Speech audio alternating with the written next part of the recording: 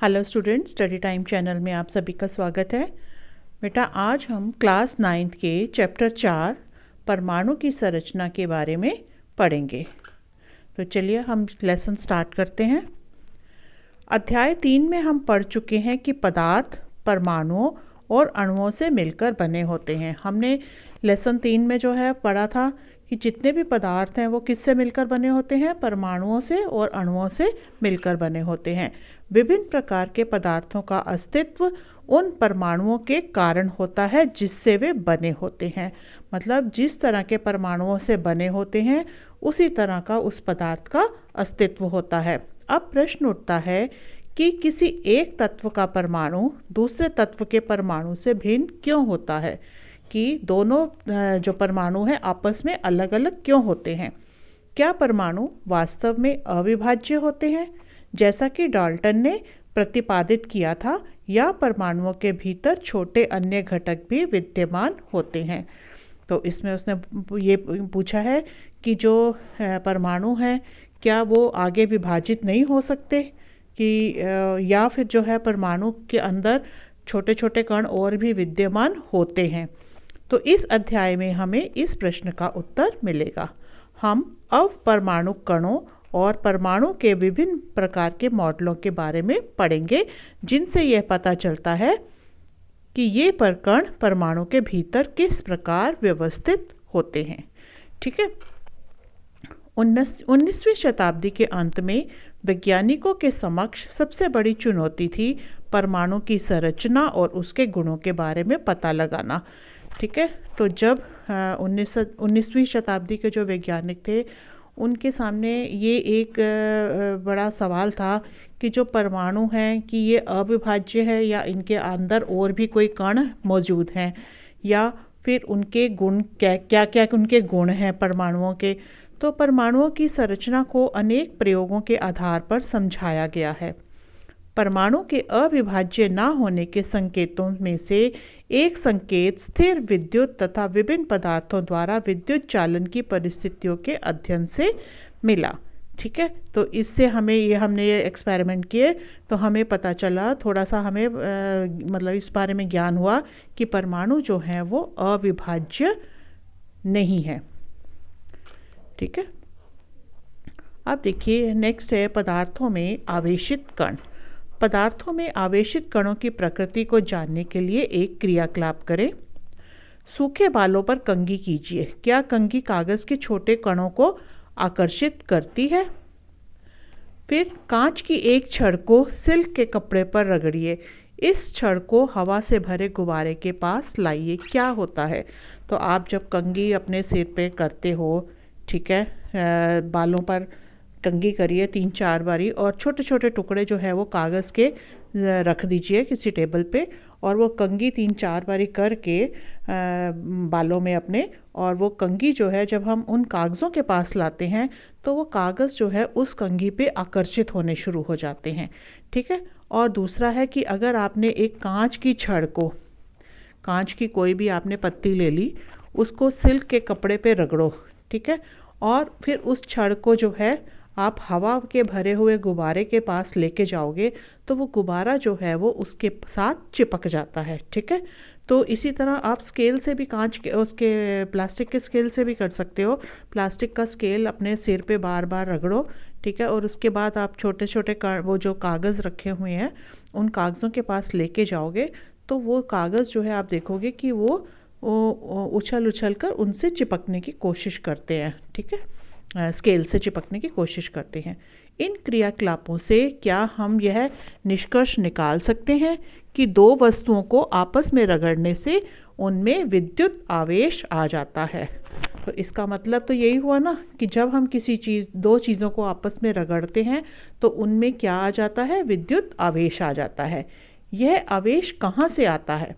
इसका उत्तर तब मिला जब यह पता चला कि परमाणु विभाज्य है और आवेशित कणों से बना है। अब जब हम किसी दो चीज़ों को आपस में रगड़ते हैं तो उनमें आवेश आता है। अब वो आवेश आता कहाँ से है? ठीक है। तो ये इसका उत्तर हमें कब मिला? जब हमें ये पता चला कि परमाणु जो है विभाज्य है।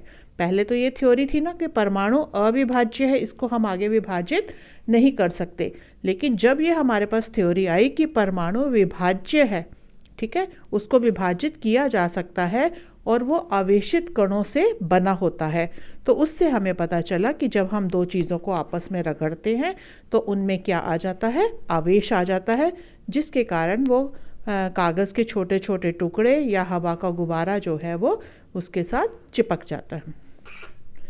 परमाणु में उपस्थित आवेशित कणों का पता लगाने के लिए कई वैज्ञानिकों ने योगदान दिया।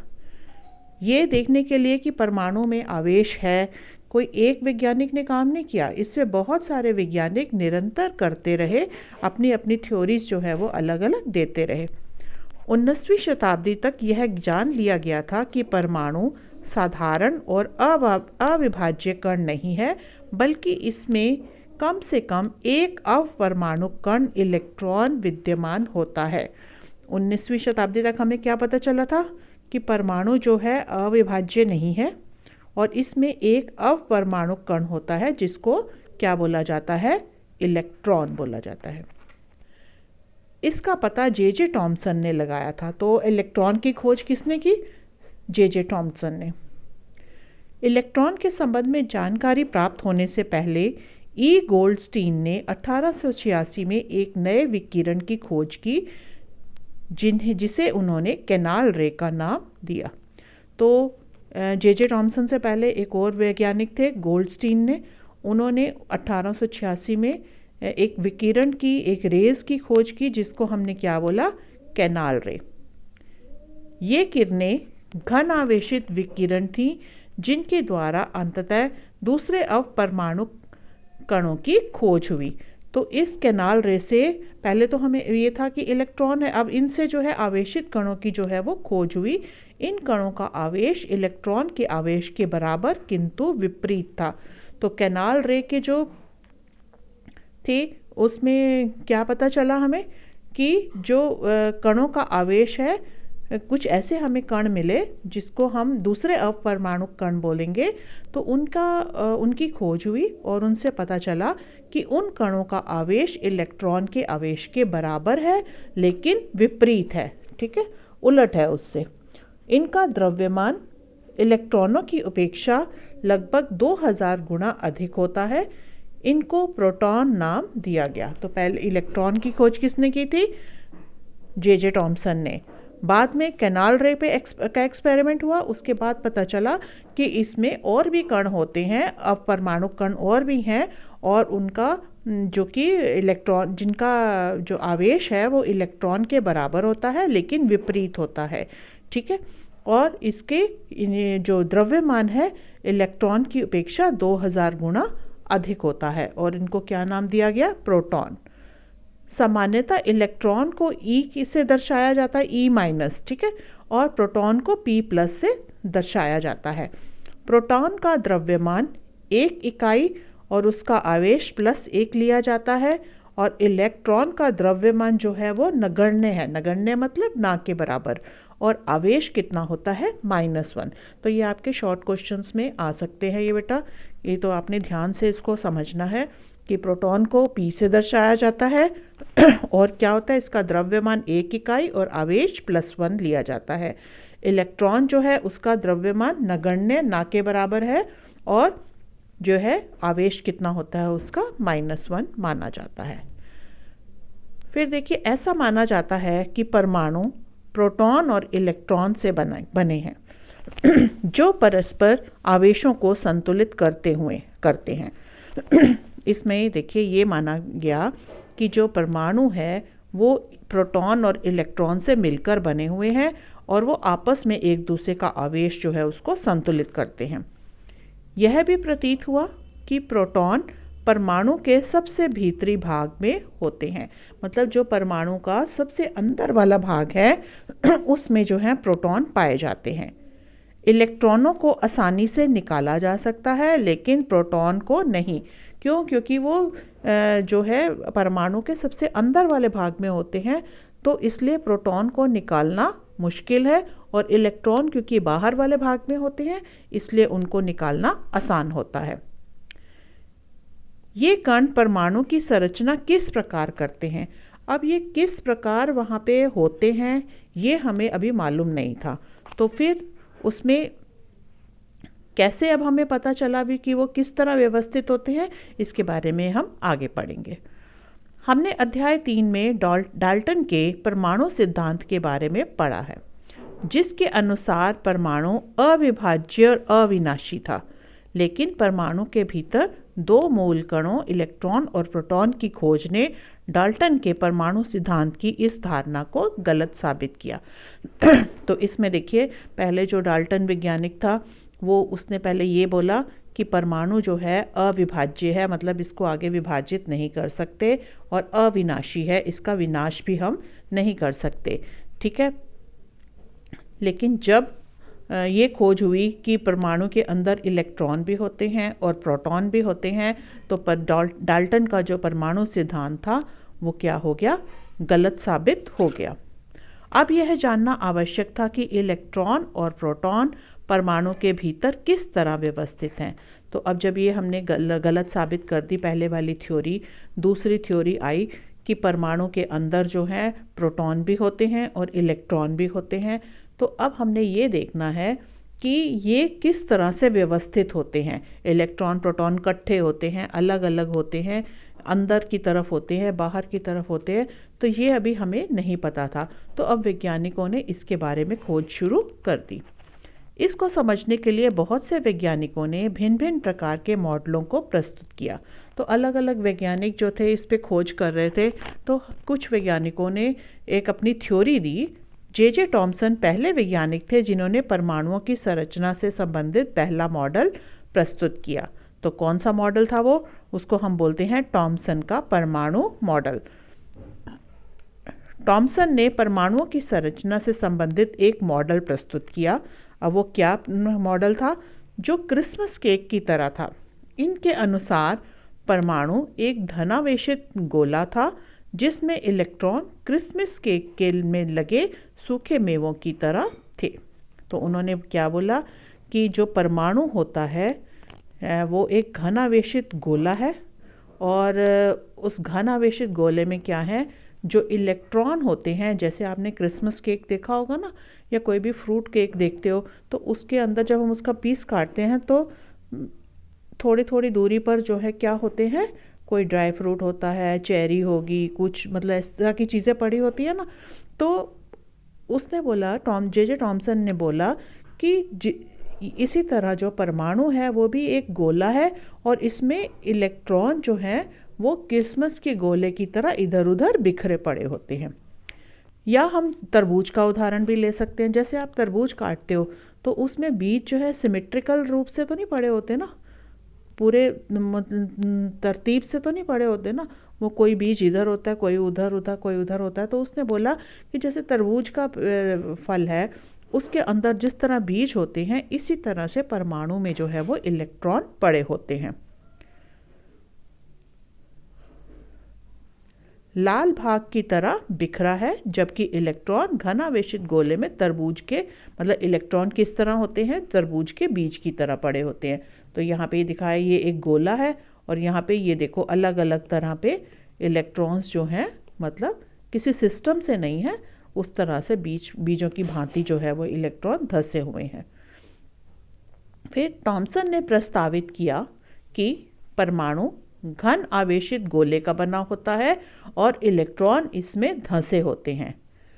नंबर 2, ऋणात्मक और धनात्मक आवेश परिमाण में समान होते हैं, इसलिए परमाणु वैद्युतीय रूप से उदासीन होते हैं। तो टॉमसन ने जो दो हमें वो दी चीज़ें, वो कौन कौन से दिए कि एक तो परमाणु जो है वो घन आवेशित गोले की तरह होता है और इलेक्ट्रॉन उसमें धंसे हुए होते हैं, जैसे कि मैंने यहाँ पे आपको ये बताया, ठीक है। दूसरा उसने दिया कि जो परमाणु के अंदर ऋणात्मक भी आवेश होता है और धनात्मक, मतलब प्लस वाला आवेश भी है और माइनस वाला आवेश भी है, और वो दोनों आवेश जो हैं समान होते हैं। मतलब जितना ऋणात्मक है उतना ही धनात्मक है, या हम कह सकते हैं जितना प्लस वाला चार्ज है उतना ही माइनस वाला चार्ज है।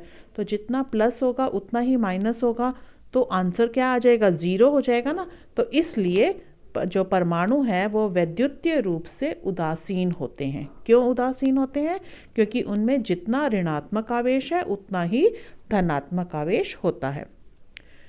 यद्यपि थॉमसन के मॉडल से परमाणु के उदासीन होने की व्याख्या हो गई, लेकिन दूसरे वैज्ञानिकों द्वारा किए गए प्रयोगों के परिणामों से को इस मॉडल के द्वारा समझाया नहीं जा सका, जैसे कि हम आगे देखेंगे। अब जब भी कोई खोज होती है तो ये नहीं कि एक वैज्ञानिक है उसने जो बोल दिया दूसरे वैज्ञानिक उसको मानकर बैठ जाते हैं। दूसरे वैज्ञानिक जो होते हैं उसको आधार मानकर उस पर और जो है प्रैक्टिकल्स करते हैं, उसके बारे में कई कई थ्योरीज उनके स्टडी करते हैं, और फिर उसमें से जो अगर देखते हैं कि जो पहले वाले वैज्ञानिक ने बोला है वो किस हद तक सही है, ठीक है, तो वो खोज जो है वो निरंतर वैज्ञानिक करते रहते हैं। तो अब थॉमसन ने ये वाला मॉडल तो दे दिया, ठीक है। अब इस मॉडल को दूसरे वैज्ञानिकों ने जब स्टडी किया तो कुछ पॉइंट्स ऐसे थे जिसका हल जो है थॉमसन का परमाणु मॉडल नहीं दे पाया, ठीक है। फिर एक और वैज्ञानिक आए, रदरफोर्ड ने भी इसके ऊपर काफ़ी जो है स्टडी करी और उसने अपना एक और परमाणु मॉडल दिया। तो रदरफोर्ड का परमाणु मॉडल क्या था, चलिए पढ़ते हैं। अर्नेस्ट रदरफोर्ड यह जानने के इच्छुक थे कि इलेक्ट्रॉन परमाणु के भीतर कैसे व्यवस्थित हैं। वही क्वेश्चन है कि जो ये कि किस तरह से धंसे हुए तो हैं, लेकिन वो किस तरह से धंसे हुए हैं वो देखने की उनको इच्छा थी। उन्होंने एक प्रयोग किया। इस प्रयोग में तेज़ गति से चल रहे अल्फा कणों को सोने की पन्नी पर टकराया गया।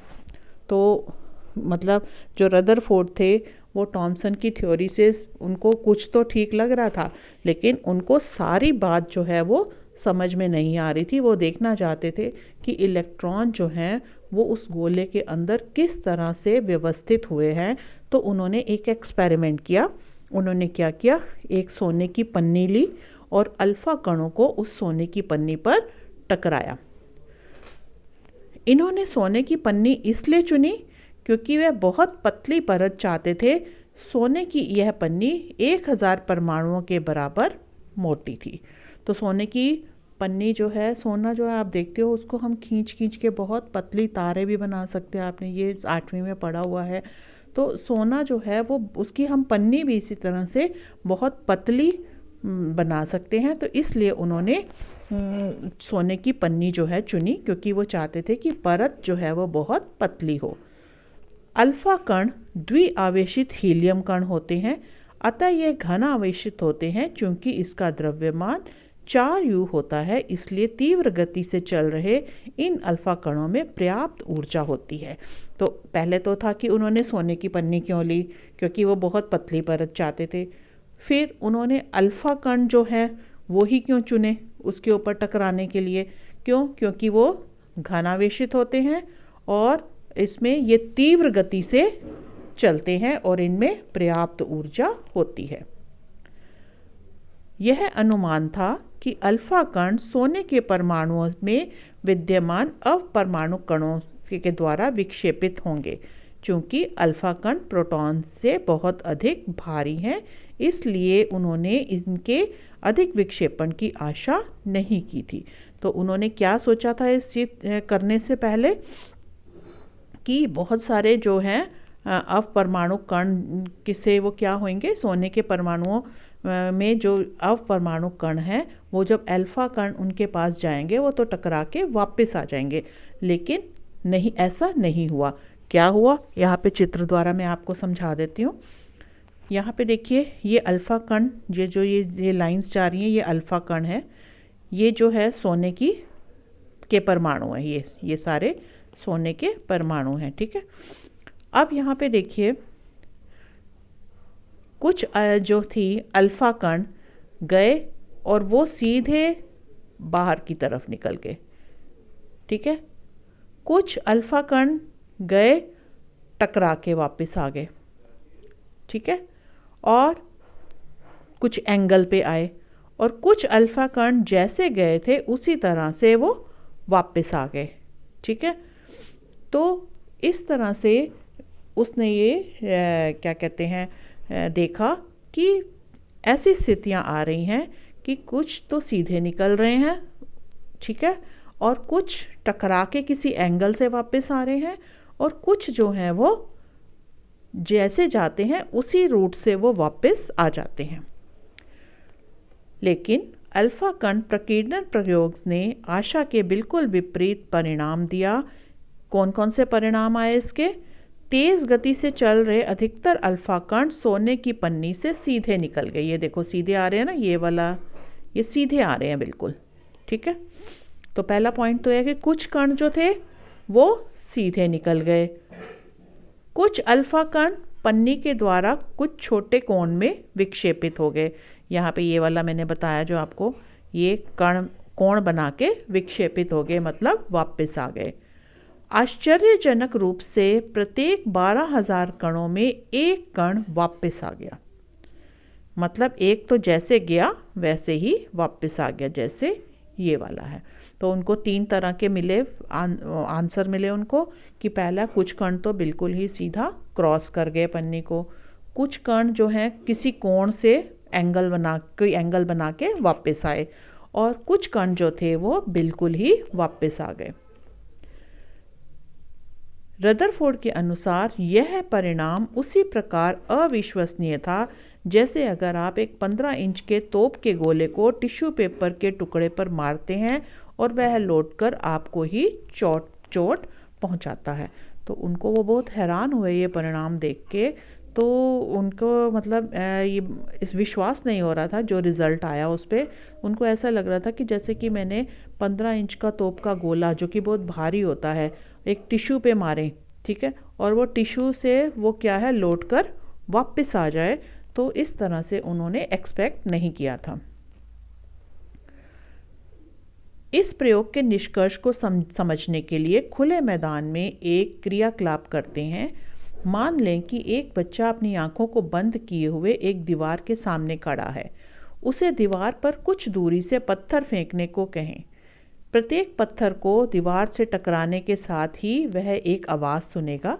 अगर वह इसे 10 बार दोहराएगा तो वह 10 बार आवाज़ सुनेगा। लेकिन जब आंख बंद किया हुआ बच्चा तार से घिरी हुई 4 दीवारी पर पत्थर फेंकेगा तो अधिकतर पत्थर उससे घेरे पर नहीं टकराएंगे और कोई आवाज़ सुनाई नहीं पड़ेगी, क्योंकि घेरे के बीच बहुत सारे खाली स्थान हैं जिनके बीच से पत्थर निकल जाता है।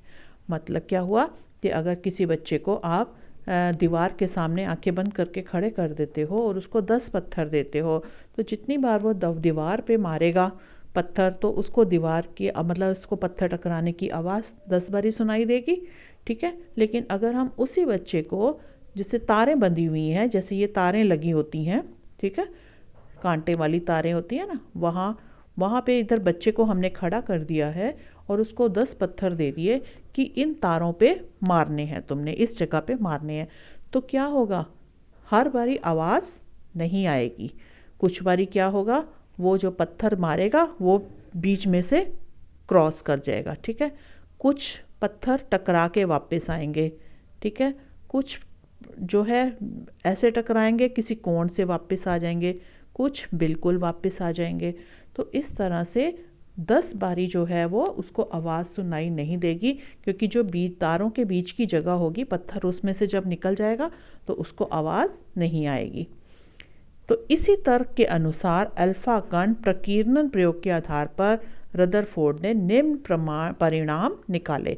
तो देखो ये वाला जो एग्जाम्पल जहाँ आपके समझाया था कि ये भी एक तार की तरह ही है, कुछ तो सीधे निकल गए, कुछ किसी एंगल से वापस आ गए, और कुछ जो है जाके बिल्कुल वापस आ गए, ठीक है। तो यहाँ पे तार वाले में भी यही चीज़ जो है हो रही है कि कुछ पत्थर तार से टकरा के वापस आ गए, कुछ तार से निकल के आगे को चले गए, और कुछ जो है कोई कोण बना के वापस आ गए, ठीक है। तो इसके आधार पर रदरफोर्ड ने निम्न परिणाम जो निकाले, क्या उसने फैसला किया कि परमाणु के भीतर का अधिकतर भाग खाली है, क्योंकि अधिकतम अल्फा कण बिना विक्षेपित हुए सोने की पन्नी से बाहर निकल गए।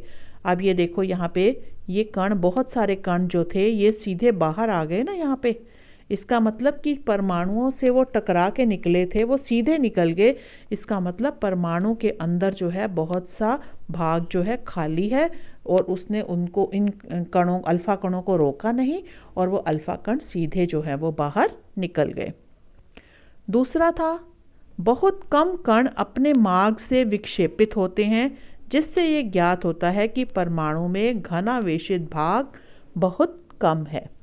तो कुछ जो थे ऐसे कोण बना के वापस आए थे, तो उससे क्या होता है, उससे क्या पता चलता है हमें कि जो परमाणु के अंदर घनावेशित भाग जो है वो क्या है, प्लस भाग जो है वो क्या है, बहुत कम है। बहुत कम अल्फा कण 180 डिग्री पर विक्षेपित हुए, जिससे कि यह संकेत मिलता है कि सोने के परमाणुओं का पूर्ण घनावेशित भाग और द्रव्यमान परमाणु के भीतर बहुत कम आयतन में सीमित है। और कुछ कण जो थे बिल्कुल जैसे गए वैसे ही वापस, जैसे गए उसी तरह से वापस आ गए। तो इसका मतलब क्या है, वो ऐसे वाले जो कण थे वो बहुत कम थे। तो इसका मतलब कि जो परमाणु का घनावेशित भाग है वो, और द्रव्यमान जो है उसका, वो बहुत कम आयतन में सीमित है। तो मतलब वो छोटा सा भाग है जहाँ पे वो टकराते हैं और वापस आ जाते हैं। प्रत्येक आंकड़ों के आधार पर उन्होंने यह निष्कर्ष निकाला कि नाभिक की क्रिया परमाणु की त्रिज्या से 10⁵ गुना छोटी है। तो क्या मतलब उन्होंने ये निकाला कि जो परमाणु की त्रिज्या है और जो नाभिक, ये है परमाणु, ठीक है, और ये इसके अंदर नाभिक है। तो जो परमाणु की त्रिज्या है और इसकी जो त्रिज्या है वो कितने गुना छोटी है, 10⁵ गुना छोटी है। अपने प्रयोग के आधार पर रदरफोर्ड ने परमाणु का नाभिकीय मॉडल प्रस्तुत किया। तो उन्होंने नाभिकीय मॉडल में क्या दिया, उन्होंने कि परमाणु का केंद्र घनावेशित होता है, जिसे नाभिक कहा जाता है। तो जो घनावेशित भाग है जो बीच में है, ये वाला देखिए, ये इसको हम क्या बोलते हैं, नाभिक। ये हो जाता है नाभिक। एक परमाणु का लगभग संपूर्ण द्रव्यमान नाभिक में होता है। इलेक्ट्रॉन नाभिक के चारों ओर वर्तुलाकार मार्ग में चक्कर लगाते हैं। तो इन्होंने, रदरफोर्ड ने क्या बोला, मतलब यहाँ पे हमें क्या पता चल गया कि जो एक तो नाभिक होता है और संपूर्ण द्रव्यमान जो होता है वो नाभिक में होता है, और जो इलेक्ट्रॉन होते हैं वो नाभिक के कारण के चारों ओर जो है वर्तुलाकार मार्ग में चक्कर लगाते हैं। मतलब इलेक्ट्रॉन, जैसे ये नाभिक है तो इलेक्ट्रॉन इसके चारों तरफ इस तरह वृत्ताकार में जो है वो चक्कर लगाते रहते हैं। नाभिक का आकार परमाणु के आकार की तुलना में काफ़ी कम होता है। तो ये नाभिक है, नाभिक का जो आकार है पूरे परमाणु के आकार से बहुत कम होता है। ठीक है, अब देखते हैं कि ये तो उसने हमें थ्योरी दे दी, रदरफोर्ड ने नाभिकीय मॉडल जो हमें दिया उसमें उसने क्या बोल दिया कि परमाणु के केंद्र में नाभिक होता है और सारा जो द्रव्यमान जो होता है वो नाभिक में होता है, और जो इलेक्ट्रॉन होते हैं वो क्या करते हैं, नाभिक के चारों ओर चक्कर लगाते हैं। उसके बाद नाभिक का आकार जो है परमाणु के आकार की तुलना में काफ़ी कम होता है। नेक्स्ट आ जाता है रदरफोर्ड के परमाणु मॉडल की कमियां। वर्तुलाकार मार्ग में चक्रण करते हुए इलेक्ट्रॉन का स्थायी हो पाना संभावित नहीं है। कोई भी आवेशित कण गोलाकार कक्ष में त्वरित होता है। त्वरण के दौरान आवेशित कणों से ऊर्जा का विकिरण होगा।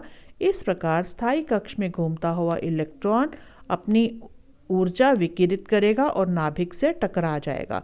अगर ऐसा होता है तो परमाणु अस्थिर होता है, जबकि हम जानते हैं कि परमाणु स्थायी है। तो ये थी रदरफोर्ड के मॉडल की कमियां हैं। ठीक है, नेक्स्ट आ जाता है बोर का परमाणविक मॉडल। तो रदरफोर्ड का जब मॉडल आया उसके बाद कुछ वैज्ञानिकों ने और स्टडी करी, कुछ और आपत्तियां उठाई। तो उन आपत्तियों को दूर करने के लिए नील्स बोर ने, ठीक है, नील्स बोर ने क्या किया, परमाणु की संरचना के बारे में, यहाँ पे देखिए, परमाणु की संरचना के बारे में निम्नलिखित अवधारणाएं प्रस्तुत की। तो नील बोर्स ने क्या बोला?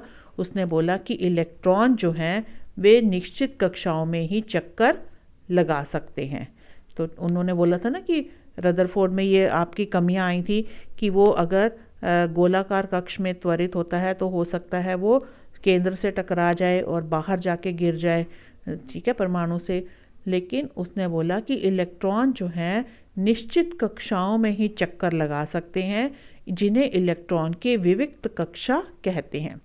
जब इलेक्ट्रॉन इस कक्षा से में चक्कर लगाते हैं तो उनकी ऊर्जा का विकिरण नहीं होता। तो नील्स बोर ने क्या मतलब दिया, उनकी क्या थ्योरी थी कि जो इलेक्ट्रॉन है वो निश्चित कक्षाओं में चक्कर लगाते हैं और जब ये चक्कर लगा रहे होते हैं तो इनकी ऊर्जा का विकिरण नहीं होता, ठीक है।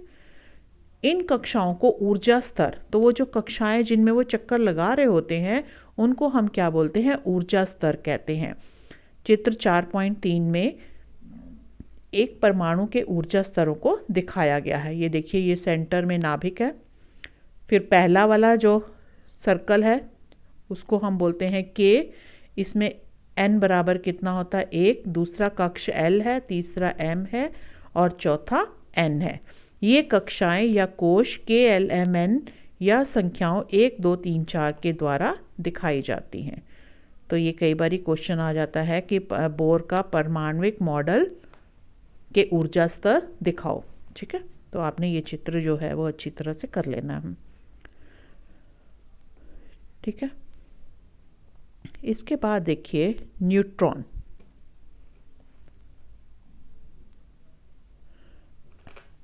फिर 1932 में जे चैडविक ने एक और अवपरमाणु कण को खोज निकाला जो अनावेशित और द्रव्यमान में प्रोटॉन के बराबर था। तो उसका नाम क्या दिया उन्होंने? न्यूट्रॉन। तो न्यूट्रॉन की खोज किसने की? जे चैडविक ने 1932 में। तो ये भी आपका कई बार शॉर्ट क्वेश्चन में आ जाता है, इसको अच्छी तरह से याद रखना कि न्यूट्रॉन की किसने की, इलेक्ट्रॉन की किसने की, सारा आपको याद रखना पड़ेगा ये। तो न्यूट्रॉन की खोज किसने की? जे चैडविक ने। उन्होंने क्या बोला कि जो न्यूट्रॉन है उस पर कोई भी आवेश नहीं है, ना प्लस का है ना माइनस का है, और उसका द्रव्यमान जो है वो प्रोटॉन के बराबर होता है। हाइड्रोजन को छोड़कर ये सभी परमाणुओं के नाभिक में होते हैं। न्यूट्रॉन कहाँ होते हैं? परमाणुओं के नाभिक में, सेंटर में होते हैं। सामान्यतः न्यूट्रॉन को n से दर्शाया जाता है। परमाणु का द्रव्यमान नाभिक में उपस्थित प्रोटॉन और न्यूट्रॉन के द्रव्यमान के योग में के बराबर होता है। तो परमाणु का द्रव्यमान क्या होता है? जितने प्रोटॉन हैं और जितने न्यूट्रॉन हैं उनको प्लस कर दें तो क्या निकल आता है? परमाणु का द्रव्यमान, ठीक है। तो यहाँ पे देखिए, पहले ये वाला पढ़ ले हम। विभिन्न कक्षाओं में इलेक्ट्रॉन कैसे वितरित होते हैं? परमाणुओं की विभिन्न कक्षाओं में इलेक्ट्रॉन के वितरण के लिए बोर और बरी ने कुछ नियम प्रस्तुत किए। अब किन यहाँ पे कोई रूल्स हैं जिस तरह से ये इलेक्ट्रॉन जो हैं वो वितरित होते हैं। इन नियमों के अनुसार किसी कक्षा में उपस्थित अधिकतम इलेक्ट्रॉनों की संख्या को सूत्र 2n² से दर्शाया जाता है, जहां n कक्षा की संख्या या ऊर्जा स्तर है। इसलिए इलेक्ट्रॉनों की अधिकतम संख्या पहले कक्ष में क्या है? 2n² है ना, ये देखिए 2n², ठीक है। n क्या है यहाँ पे? पहला कक्ष है तो n क्या हो गया? 1। तो 2 × 1 का स्क्वायर, 1 का स्क्वायर 1 आता है, तो 2 × 1 कितना हो गया? 2। इधर भी यही फॉर्मूला लगेगा, 2n²। यहाँ पे दूसरी कक्षा है, दूसरे कक्ष के लिए क्या हो जाएगा? ठीक है, दूसरे कक्ष के लिए 2n² है, तो दूसरा कक्ष है तो 2 का स्क्वायर हो जाएगा। तो 2 × 2 का स्क्वायर कितना हो जाता है? 2 × 4 = 8, ये 8 आ गया। इसी तरह तीसरे कक्ष में क्या होता है? यही वाला फॉर्मूला लगेगा। तीसरा कक्ष है तो 3 का स्क्वायर आ जाएगा। 3 का स्क्वायर कितना होता है? 9, तो 2 × 18, ये 18 आ जाएगा। इसी तरह चौथे में 32 आ जाएगा, ठीक है। तो यहाँ पे देखिए, यहाँ पे दिखाया हुआ है ये पहला कक्ष है, तो पहले कक्ष में कितने इलेक्ट्रॉन है? 2। फिर दूसरा कक्ष है, लिथियम जैसे है, लिथियम के 3 होते हैं, तो पहले वाले में 2 आ गए, 2 से ज़्यादा नहीं आ सकते, तो अगला इसमें दूसरे कक्ष में जो है पहला वाला आ जाएगा। अगर जिसके 4 हों वो कैसे जाएंगे, पहले वाले में 2 आ सकते हैं, बाकी जो है वो दूसरे में जाएंगे। तो इसी तरह से ये सारे दिखाए गए हैं कि पहले वाले में 2 आ सकते हैं और दूसरे में 8 तक आ सकते हैं। ठीक है, अब जब 8 पूरे हो जाते हैं, जैसे यहाँ पे ये देखिए 1 2 3 4 5 6 7 8, अब ये पूरे हो गए नियॉन में। ठीक है, अब जो नेक्स्ट आएगा उसमें एक फालतू है, 8 और 2 10 11 है यहाँ पे। ठीक है, सोडियम में 11 होते हैं, तो पहले वाले में 2 आ गए, दूसरे वाले में 8 से ज़्यादा आ नहीं सकते, तो जो एक बच जाएगा वो किस में जाएगा, तीसरे में चला जाएगा। मैग्नीशियम में 12 होते हैं। ठीक है, 12 में 2 पहले वाले में आ गए, दूसरे वाले में 8 आ गए, 8 और 2 10 और 2 बच जाएंगे, वो किस में आ गए, 12 में। ठीक है, इसी तरह ये सारे आपने पढ़ लेने हैं। ठीक है, अब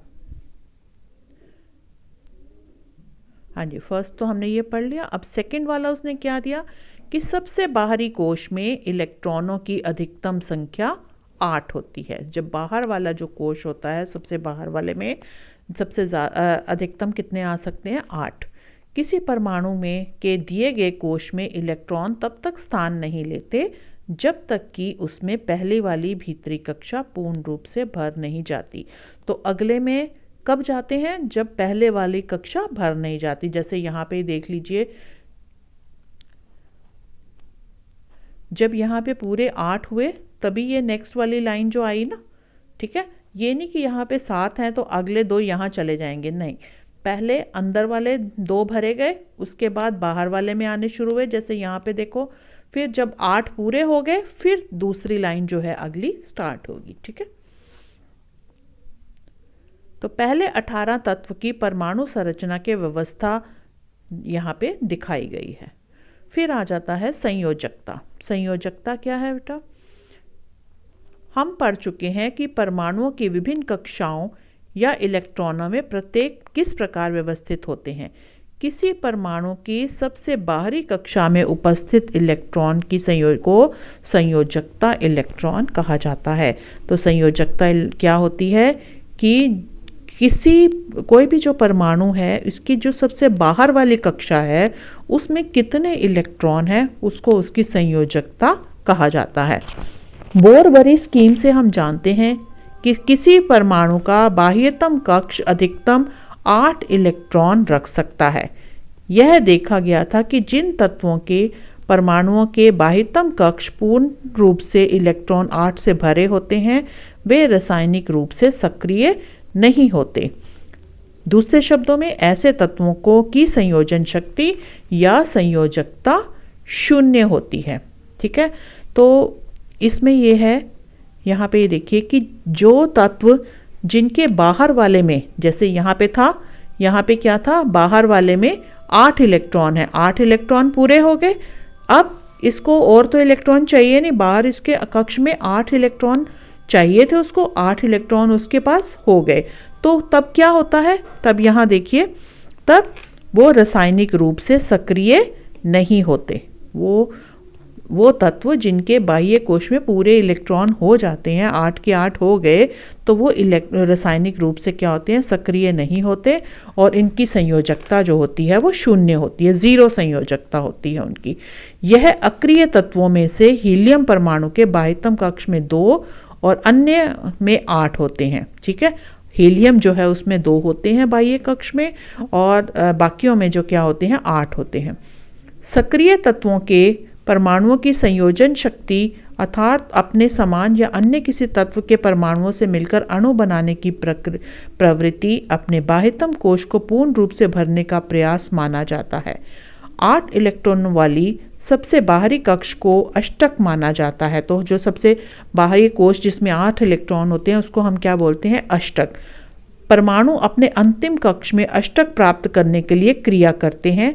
यह आपस में इलेक्ट्रॉनों की साझेदारी करके इनको ग्रहण करने या त्याग करने से होता है। तो जितने भी परमाणु हैं वो क्या करते हैं, अपने अष्टक को कंप्लीट करने की कोशिश करते हैं। वो चाहते हैं कि मेरा जो है बाहर वाले में 8 इलेक्ट्रॉन हो जाएं।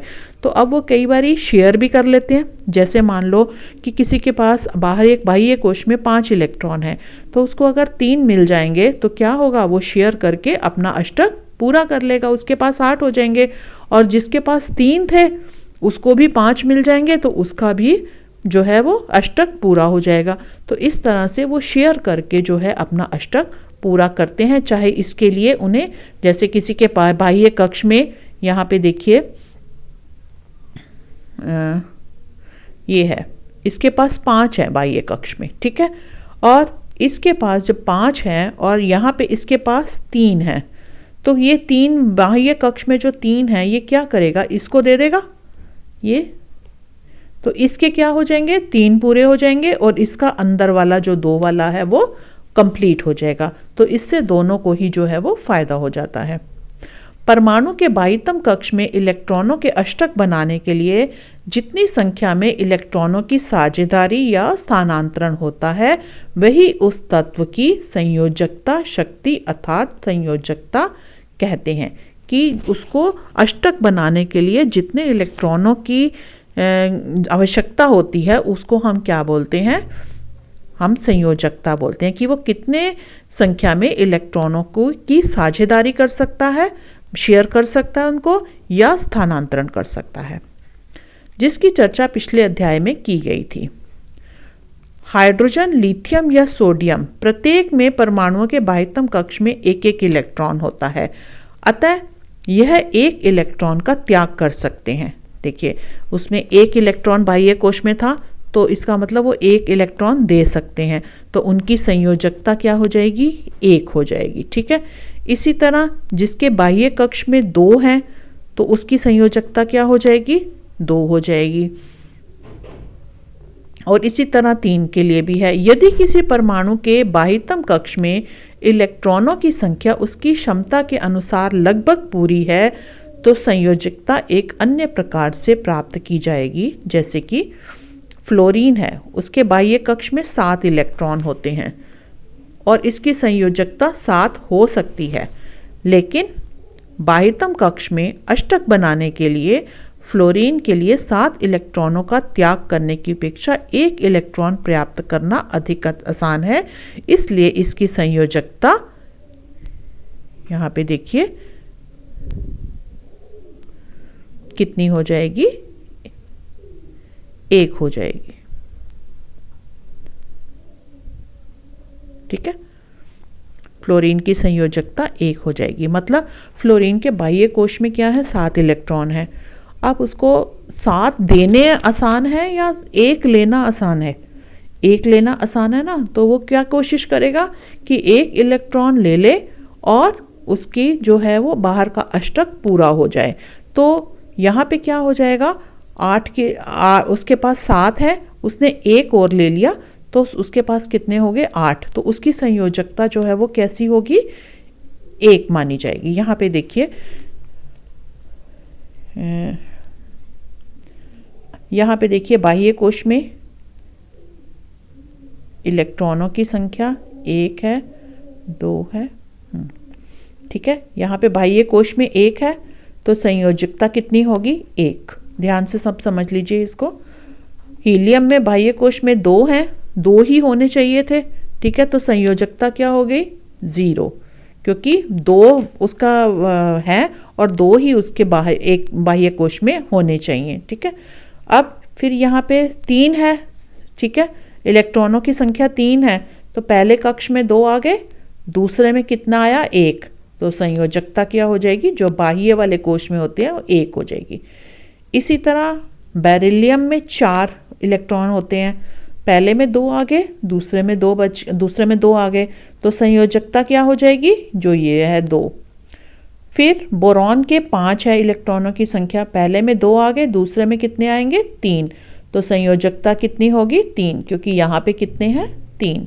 इसी तरह कार्बन का इलेक्ट्रॉनों की संख्या है 6, पहले में 2 आ गए, कितने बच गए, 4, तो इसको 8 चाहिए ना, लेकिन ठीक है, तो लेकिन संयोजकता ये 8 जो है अब शेयर करेगा, 4 और चाहिए इसको, तो इसकी संयोजकता कितनी हो जाएगी, 4, क्योंकि इसको 4 या तो ये ले लेगा या 4 ये दे देगा। नाइट्रोजन में 7 होते हैं, तो पहले कक्ष में आ गए 2 और यहाँ पे आ गए 5। अब 5 इलेक्ट्रॉन देने जो हैं वो ज़्यादा मुश्किल है, क्योंकि उसके लिए बहुत ऊर्जा की आवश्यकता है। तो ये क्या कोशिश करेगा, ये कोशिश करेगा कि मैं 3 इलेक्ट्रॉन यहाँ से ले लूँ और अपना पूरा जो है वो प्लस करके कितने बना लूँ, 8 बना लूँ। तो इसको कितने और चाहिए, 3 चाहिए। तो इसकी संयोजकता यहाँ पे आके चेंज हो जाएगी, इसकी संयोजकता 5 नहीं होगी, इसको अब 5 है तो इसका अष्टक पूरा करने के लिए 3 चाहिए, तो 3 इसकी संयोजकता होगी। ये बच्चे आपने ध्यान से देख लेना है। इसी तरह ऑक्सीजन है, ऑक्सीजन में इलेक्ट्रॉन कितने होते हैं, 8। तो पहले कोश में कितने आ गए, 2, दूसरे में 6। अब 6, इसको 8 चाहिए, तो 8 के लिए 2 और इलेक्ट्रॉन चाहिए ना, तो इसको लेने 2 आसान है और 6 देने जो है इसके लिए मुश्किल है। तो अगर इसमें हम 2 ऐड कर दें तो कितना हो जाएगा, 8। तो इसकी संयोजकता कितनी हो गई, 2 चाहिए थे ना इसको, इसकी संयोजकता हो गई 2। इसी तरह फ्लोरीन है, फ्लोरीन में जो है 9 है इसके इलेक्ट्रॉन, पहले में 2 आ गए और दूसरे में 7। अब ये 7 जो है वो बाहर भेजने तो मुश्किल है, तो इसमें अगर हम बाहर से 1 ले लें तो ये कितने हो जाएंगे, 8 हो जाएंगे। तो इसकी संयोजकता क्या हो जाएगी, 1। इसी तरह नियॉन है, नियॉन में 10 हैं, पहले में 2 आ गए, दूसरे में 8 आ गए, ठीक है। तो 2 यहाँ पे 8 के 8 हैं पूरे, ये तो पूरा है, तो इसकी संयोजकता कितनी हो जाएगी, 0 हो जाएगी। फिर नेक्स्ट देखिए सोडियम, सोडियम में कितने होते हैं, 11। पहले में 2 आ गए, दूसरे में 8 आ गए, तीसरे में कितने बच गए, 1 बच गया। तो यहाँ पे संयोजकता क्या होगी, 1। फिर उसी तरह से ही हम ये सारा जो है वो करते जाएंगे, ठीक है। तो अब जो है ये सारा आपका हो गया।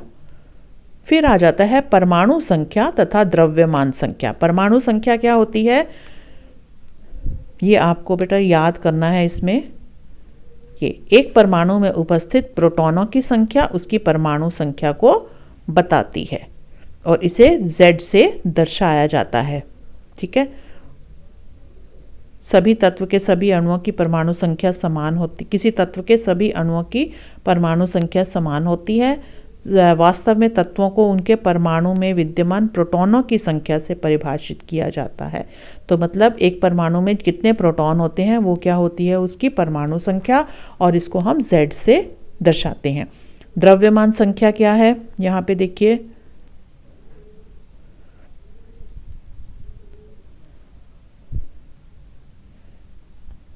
यहाँ देखिए परमाणु का द्रव्यमान उसमें विद्यमान प्रोटॉनों और न्यूट्रॉनों के द्रव्यमान के कारण होता है, ठीक है। जो द्रव्यमान संख्या क्या होती है कि किसी परमाणु में प्रोटॉनों और न्यूट्रॉनों की संख्या जो होती है उसका द्रव्यमान होती है। और प्रोटॉन और न्यूट्रॉन तो हमें मालूम है कि ये कहाँ होते हैं, नाभिक में होते हैं, इसलिए हम इनको न्यूक्लियॉन भी कहते हैं, ठीक है। तो अगर कार्बन में जो है उसमें 6 प्रोटॉन है और 6 न्यूट्रॉन है, तो उसकी द्रव्यमान संख्या क्या हो जाएगी, 6 + 6 12 हो जाएगी, ठीक है। एल्यूमिनियम में भी 13 प्रोटॉन है, 14 न्यूट्रॉन है, तो उसका द्रव्यमान कितना हो जाएगा, 27 हो जाएगा, ठीक है।